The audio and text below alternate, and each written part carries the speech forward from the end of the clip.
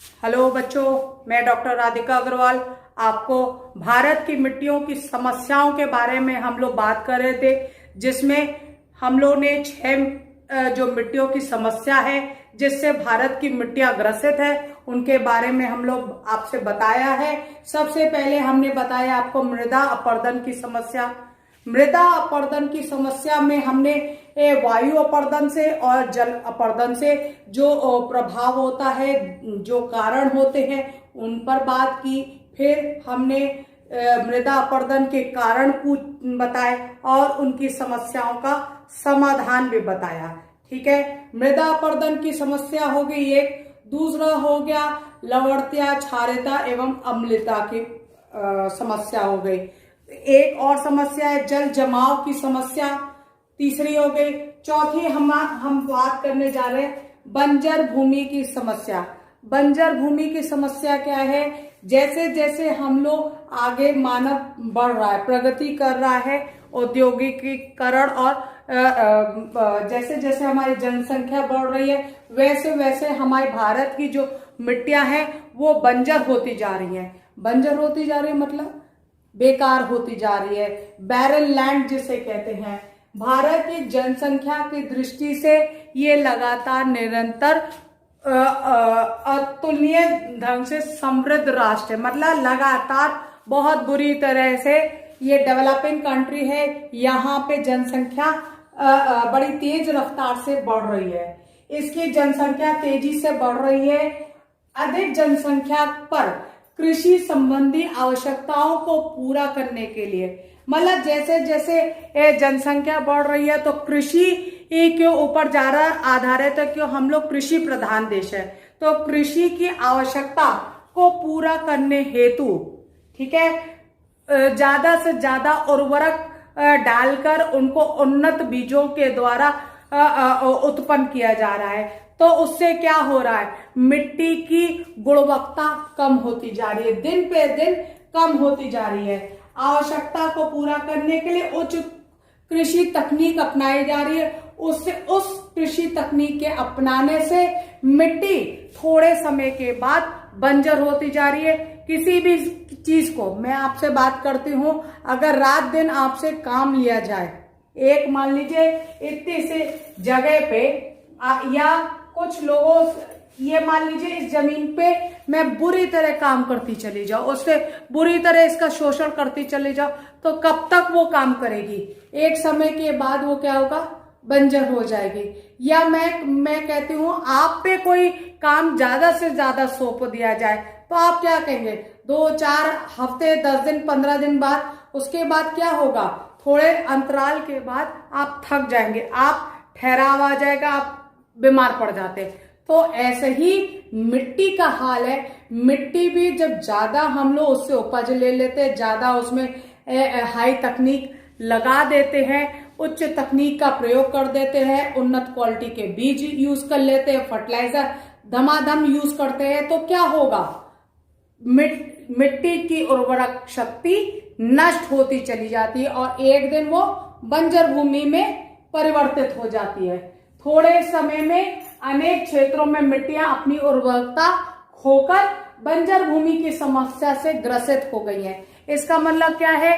दिन पे दिन हम लोग इतनी ज्यादा इस मिट्टी का प्रयोग कर रहे हैं अपनी उच्च कृषि, अपनी उच्च महत्वाकांक्षाओं को पूरा करने के लिए, या ये कहिए कि बढ़ती जनसंख्या के पेट को भरने के लिए ये कृषि इतनी ज्यादा उपज की जा रही है इस मिट्टी पे, और उन्नत क्वालिटी के बीज और फर्टिलाइजर डाल डाल के क्या होता है कि ये मिट्टी बंजर होती जा रही है।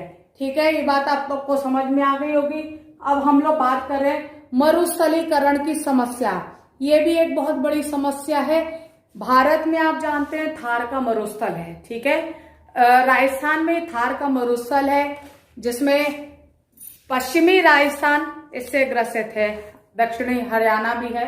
पर जैसे जैसे ये मरुस्थलीकरण विस्तार हो रहा है, रिपोर्ट के अनुसार, जो अनुसंधान हुए हैं उनके अनुसार, भारत में जो मरुस्थलीकरण है, या इंग्लिश में कहते हैं डेजर्टिफिकेशन, बढ़ रहा है। इसका मतलब थार का मरुस्थल आगे चल रहा है। आगे चल रहा है मतलब किधर की तरफ चल रहा है? पहले पश्चिमी राजस्थान में ये था, अब ये पूर्वी राजस्थान, दक्षिणी हरियाणा और पंजाब की तरफ और पश्चिमी उत्तर प्रदेश की तरफ ये जो मरुस्थलीकरण है ये बढ़ रहा है। ठीक है, या मार्च ऑफ डेजर्ट कहते हैं जिसे। ठीक है, मैं फिर से बात करती हूं, इंग्लिश में से कहते हैं मार्च ऑफ डेजर्ट। क्या है मार्च ऑफ डेजर्ट? थार का मरुस्थल जो पश्चिमी राजस्थान में है वो उसका विस्तार हो रहा है। उसका हम लोग मिट्टी का इतना बुरी तरह उसको मिट्टी का इस्तेमाल कर रहे हैं, उसको उस पे उन्नत क्वालिटी के बीज है, फर्टिलाइजर डाल डाल के उसकी इतनी कि मिट्टी का विस्तार हो रहा है। हम लोग पेड़ पौधे काटे दे रहे हैं तो क्या हो रहा है? मिट्टी अपनी रेतीली जो मरुस्थल है वो आगे बढ़ रहा है, मार्च ऑफ डेजर्ट हो रहा है। या पश्चिमी राजस्थान से उत्तरी राजस्थान, दक्षिणी हरियाणा, पंजाब, पश्चिमी उत्तर प्रदेश की तरफ ये मरुस्थलीकरण बढ़ता जा रहा है। ठीक है, अगर हमने इसकी रोकथाम नहीं की तो एक दिन ये जो उपजाऊ मिट्टी है, कहाँ की? दक्षिणी हरियाणा की, पंजाब की, पश्चिमी पूर्वी राजस्थान और पश्चिमी उत्तर प्रदेश की जो उपजाऊ मिट्टी है वो एक दिन मरुस्थल बन जाएगा। ठीक है ना, थार का मरुस्थल इतना विस्तार हो जाएगा। तो गवर्नमेंट ने क्या किया है? सरकार ने यहाँ पे पेड़ पौधे लगाना शुरू कर दिया है, जिससे कि जो मिट्टी है वो आगे नहीं बढ़े। जो थार का जो मरुस्थल है वो आगे मरुस्थलीकरण आगे नहीं बढ़ सके। ये मेन कब होता है? मरुस्थलीकरण कब, डेजर्टिफिकेशन कब होता है? मार्च से लेके जून के बीच में ये मरुस्थलीकरण का विस्तार सबसे ज्यादा होता है। ठीक है, मैं फिर से बता दूं, मार्च से जून के समय क्यों होता है मरुस्थलीकरण का विस्तार?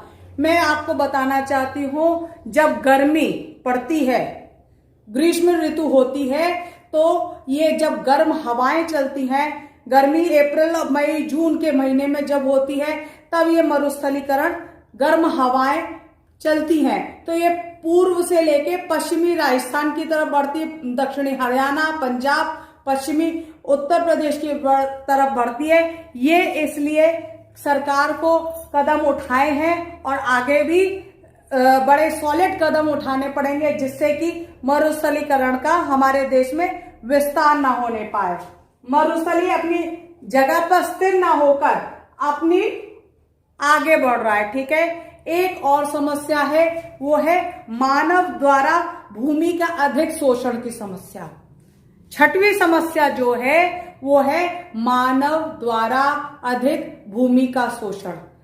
दिन पे दिन जनसंख्या मानव की बढ़ती जा रही है, भारत की जनसंख्या दिन पर दिन बढ़ती जा रही।